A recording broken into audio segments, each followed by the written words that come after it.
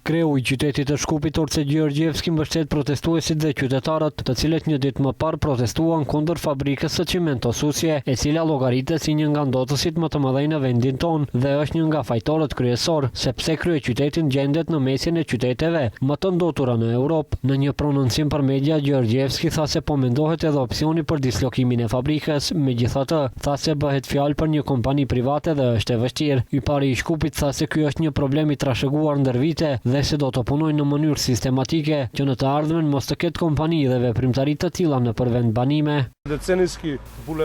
Nuk është diçka që mund ta bëjmë brenda natës dhe ta dislokojmë. Do duhet angazhim në atë drejtim. Do të duhet që të veprojmë të gjithë në mënyrë sistematike dhe besoj se mund të arrijmë që për gjeneratat e ardhshme të mos ketë kompani të tilla, posaçërisht në këtë pjesë të Shkupit. Gjeorgjevski sqaroi se Usja është ndërtuar shumë kohë më parë, në kohën kur edhe Shkupi s'ka qenë I shtrirë gjeografikisht në këtë masë sa është tani. Aso kohë është llogaritur si fakt se ajo zonë nuk është e banueshme. Të shtunën një numër I madh I qytetarëve protestuan para kuvendit, qeverisë dhe Ministrisë së Ambientit duke kërkuar mbylljen e fabrikës së Çimento Susje dhe duke akuzuar atë për ndotje masive të ajrit dhe fajtor për sëmundjen e popullatës që jetojnë dhe veprojnë në rrethinën e fabrikës. Në këtë drejtim edhe Ministri I Ambientit qetësor Muhamet Hoxha ka paralajmëruar kontrollet e shtuara në kompaninë në fjalë për të parë nëse e njëjta plotëson kushtet për marrjen e licencës A për punë.